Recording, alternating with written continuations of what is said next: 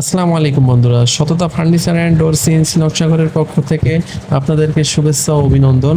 বন্ধুরা, আজ আমি আপনাদেরকে দেখাবো একটি 2D নকশা কিভাবে রেডি করা হয় এবং কম্পিউটারের মাধ্যমে কিভাবে সিএনসি মেশিনে ইম্পোর্ট করা হয়।